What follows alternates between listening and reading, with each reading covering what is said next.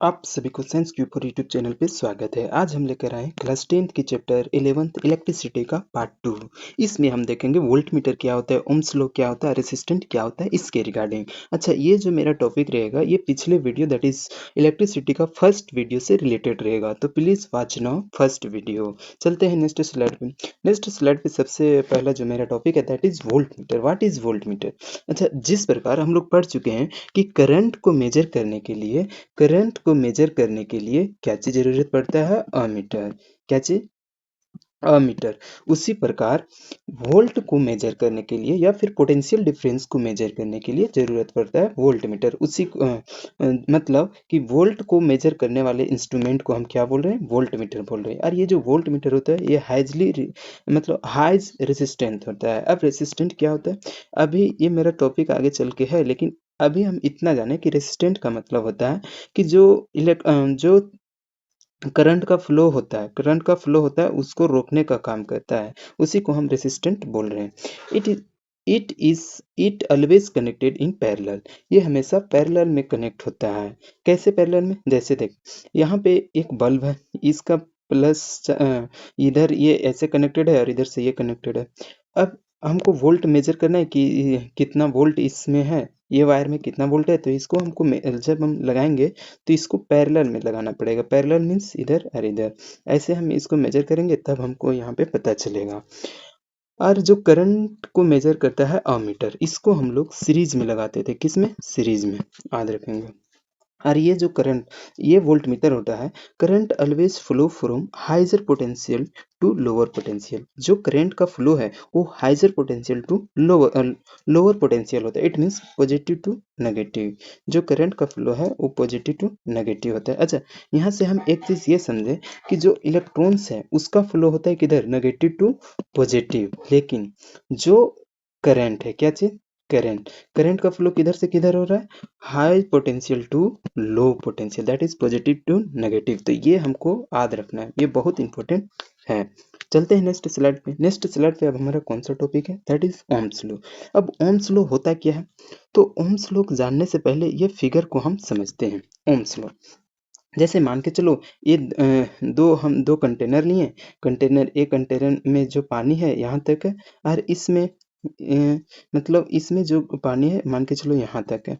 और एक बी जो कंटेनर है, इसमें एक वाटर यहाँ तक है और एक यहाँ तक है। इसमें भरा हुआ वाटर यहाँ तक, इस पॉइंट तक, और इसमें भरा हुआ वाटर इस पॉइंट तक है। और इसमें कंटेनर ए में भरा हुआ जो वाटर है ये यहाँ तक है और इसमें यहाँ तक है। अच्छा, हम जो देख पा रहे हैं कि ये कंटेनर ए में दो कंटेनर है, इसमें दोनों कंटेनरों के बीच में जो गैप है वो इतना है, और ये दोनों के बीच में जो गैप है इतना है। इट मीन्स ये हुआ कि ये जो वाटर का जो फ्लो होगा इसमें ज्यादा होगा, क्योंकि इस दोनों के बीच में हाइट का गैप ज्यादा है, और इसमें कम होगा। अगर इसका जो स्पीड होगा, जो मतलब वाटर फ्लो होने का, वो कम होगा। क्यों? क्योंकि इसका हाइट जो डिफरेंस है वो कम है। तो इसी प्रकार ओम्स लॉ क्या है? तो ओम्स लॉ भी बोलता है कि जो पोटेंशियल डिफरेंस होगा वो अगर ज्यादा होगा तो जो करंट है यानी कि आई, उसका फ्लो ज्यादा होगा। और अगर पोटेंशियल डिफरेंस कम है तो जो करंट का फ्लो होगा वो कम होगा। इट मीन्स कि पोटेंशियल पोटेंशियल इज यानी कि volt is directly proportional to I. ऐसे हम बोल सकते हैं, वोल्ट ज्यादा तो करंट ज्यादा, वोल्ट कम तो करंट कम, इस तरह हम बोल सकते हैं। और यहाँ पर कांस्टेंट के रूप में आता है आर, दैट इज रेजिस्टेंट, जिसको हम बोलते हैं। अच्छा, इसको हम देखते हैं नेक्स्ट स्लाइड पे। नेक्स्ट स्लाइड पे देखेंगे तो वहाँ यहाँ आया ओम्स लॉ। देखते हैं इसको।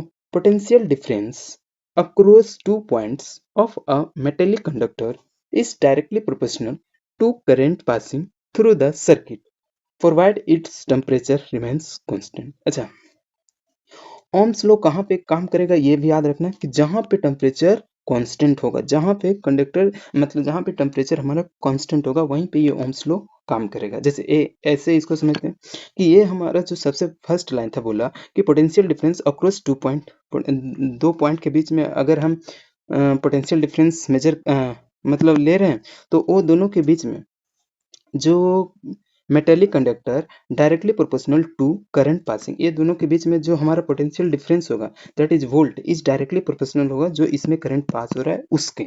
मतलब ये दोनों पॉइंट के बीच में अगर वोल्ट कम होगा तो जो करंट का फ्लो होगा ये दोनों के बीच में वो भी कम होगा, यही पॉइंट यहाँ पे लिखा हुआ। और इसी को आर को हम एक कांस्टेंट के रूप में लिए, कांस्टेंट के रूप में लिए आर को, किसको, आर को ही हम रेसिस्टेंट बोल रहे हैं। अब रेसिस्टेंट क्या चीज होता है वो हम बता चुके हैं कि जो करंट के फ्लो को रोकना चाहता है उसी को हम बोल रहे हैं रेसिस्टेंट। अच्छा, अब जो ओम्स लॉ है, ओम्स लॉ का फिगर क्या चीज होता है ये भी जानना जरूरी है। ओम्स लॉ का फिगर क्या होता है ये भी जानना जरूरी है हमें। ओम्स लॉ का जो फिगर होता है वो हमेशा स्ट्रेट होता है। कैसा होता है? स्ट्रेट होता है। वो चाहे यहाँ से स्ट्रेट हो, वो चाहे यहाँ से स्ट्रेट हो, हमेशा स्ट्रेट होता है। इसमें कि अगर मतलब वोल्ट बढ़ रहा है तो जो हमारा करंट है ये भी बढ़ रहा है, अगर ये घट रहा है, वोल्ट घट रहा है तो ये भी घट रहा है, दोनों सेम होता है। इसलिए हमेशा इसका जो फिगर बनता है वो हमेशा स्ट्रेट बनता है। ओम्स लॉ अब हम ओम्स लॉ अभी हम समझ गए। अब इसके बाद जो मेरा पॉइंट आएगा दैट इज रेसिस्टेंट। रेसिस्टेंट क्या चीज होता है? रेसिस्टेंट है, इसको हम लोग आर से, अच्छा इससे पहले एक चीज और, ओम्स लॉ में जो हमारा ओम्स लॉ है, वोल्ट इज रेसिस्टेंट, छोड़ो, आगे आएगा टॉपिक, आगे देखेंगे। जो रेसिस्टेंट है, रेसिस्टेंट इसको हम डिनोट करते हैं किससे? आर से। किससे? आर से। It is property of conductor to resist the flow of charge. क्या चीज बोला? कि यह एक प्रॉपर्टी है जो कंडक्टर में चार्ज के फ्लो को रोकता है, उसी को हम क्या बोल रहे हैं? रेसिस्टेंट। और ये जो रेसिस्टेंट है ये वोल्ट का मतलब जो हमारा करंट होगा जैसे देखो volt equal to I R, अभी हम ओम्स लॉ से देखें तो आर डायरेक्टली प्रोपोर्शनल या फिर इनवर्सली प्रोपोर्शनल आई, ऐसे हम बोल सकते हैं। इट मीन्स कि जब करंट बढ़ेगा तो जो हमारा रेसिस्टेंट है वो लो होगा, और जब करंट हमारा कमेगा तो रेसिस्टेंट है ये ज्यादा होगा। होगा कि नहीं? ये हमारा हो गया। It is S I unit ओम। जो रेसिस्टेंट है, रेसिस्टेंट का एस आई यूनिट ओम होता है, इसको डिनोट किया जाता है इस तरह, इस फिगर में इसको डिनोट किया जाता है। याद रखिएगा कि इसको डिनोट कैसे किया जाता है, इस तरह। अब रियोस्टेट क्या होता है? Rheostat it is an electric device use to measure use to control the current by varying the resistant. कहने का मतलब है कि रियोस्टेट एक इलेक्ट्रिक डिवाइस है जो क्या करता है? करेंट को मतलब कंट्रोल करता है, करंट को कंट्रोल करता है। डिफाइंड वन लो, वन ओम को हमको डिफाइन करना है, तो वन ओम को हम कैसे डिफाइन कर सकते हैं इसको आप लोग कमेंट में बताइएगा। लेकिन हम एक हिंट दे देते हैं कि V बराबर आई आर होता है। यहीं से हमको चूंकि वन ओम यानी कि एक ओम को डिफाइन करना है तो V आई आर, अब यहाँ से आप डिफाइन कर लीजिए। अब हम देखते हैं रेसिस्टेंट के प्रॉपर्टीज के बारे में नेक्स्ट स्लाइड पे। नेक्स्ट स्लाइड पे हमको देखना है किसके बारे में? तो रेसिस्टेंट का प्रॉपर्टीज के बारे में। Resistance of a conductor depends on this factor. इसका प्रॉपर्टी जैसे कि जो रेसिस्टेंट है ये डिपेंड करता है ये थ्री जो फैक्टर्स है इस पे। फर्स्ट नंबर क्या चीज है कि directly proportional to the length.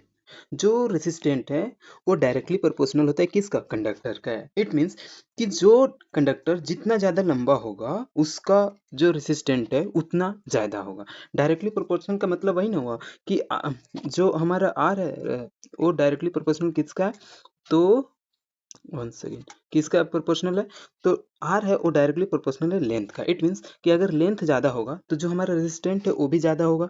जैसे ये वायर है, एक ये वायर है और इसका लेंथ एल है, और इसका अगर हम लेंथ को 2L कर दिए मतलब और ज़्यादा दुगुना इसको कर दिए, 2 टाइम्स बढ़ा दिए, तो जो हमारा रेजिस्टेंट है वो भी 2 टाइम्स बढ़ जाएगा।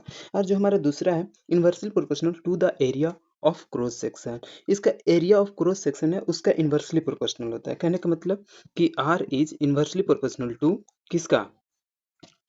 Cross section area that is A.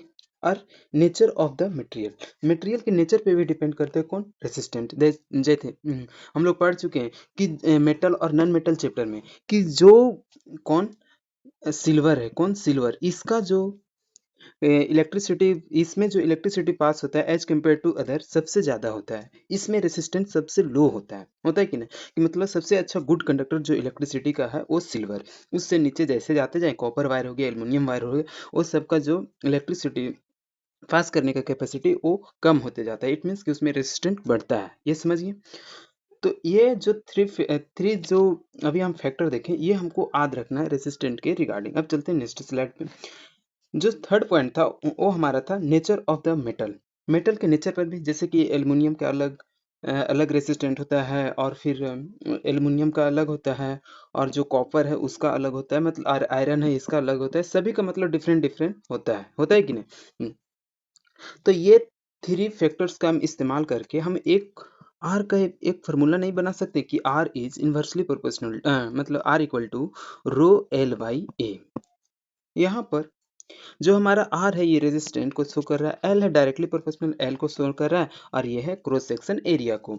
और ये जो हमारा रो आया है ये क्या चीज को शो करता है, तो ये हमारा रेसिस्टिविटी को शो करता है। रेसिस्टिविटी जिसको हम कल आगे का वीडियो लाएंगे पार्ट 3, उसमें देखेंगे। अच्छा, रेसिस्टिविटी क्या होता है जब तक जान लीजिए। It is the fundamental properties of material that resist the flow of electricity. Resistivity क्या है, तो ये मेटल्स का फंडामेंटल प्रॉपर्टीज है जो क्या करता है, करंट के फ्लो को रेसिस्ट करता है, रोकता है, भाई ये रेसिस्टिविटी। तो अब हम देखेंगे रेसिस्टिविटी के बारे में नेक्स्ट चैप्टर में। और आज हमारा यहीं पे जो क्लास 10th का वीडियो 2 था इलेक्ट्रिसिटी चैप्टर का, वो खत्म हो। कैसे लगा आप लोग कमेंट में बताइएगा। Thank you all, thank you.